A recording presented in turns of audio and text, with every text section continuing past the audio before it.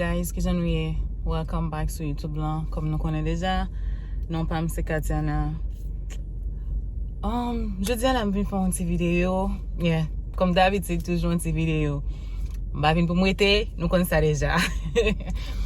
Jodi an la m vin fè un video. De ki sa m vin pale nan video sa m vin fè la.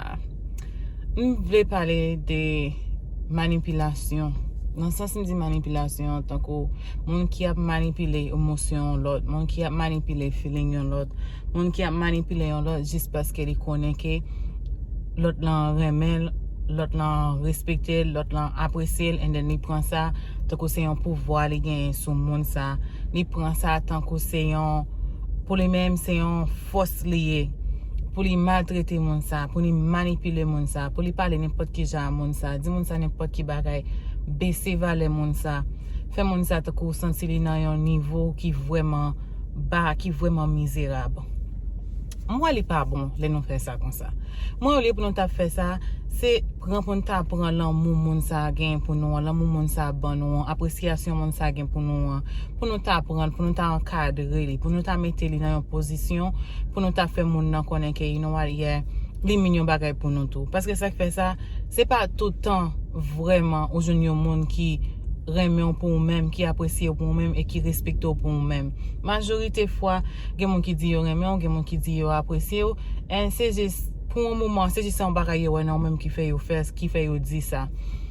Mwen pense li ta pi bon. Si nou ta, si s'pon fè sa, si s'pon manipule yon lot moun, jist paske li remon. Si s'pon manipule yon lot moun, jist paske li apresyo, li respekto, ou li tankou like vle fè an pati nan vi yo.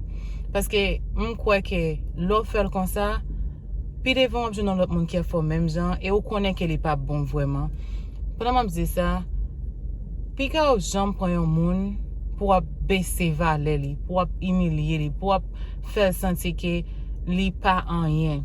Paske reme yon moun, ou si pose reme moun nan a tout defo li. Reme yon moun, ou si pose reme moun nan, paske moun nan se li mèm.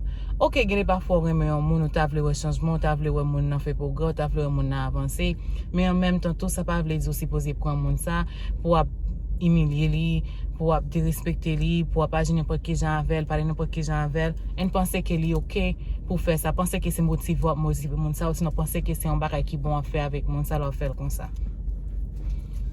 Mwen li pa bon.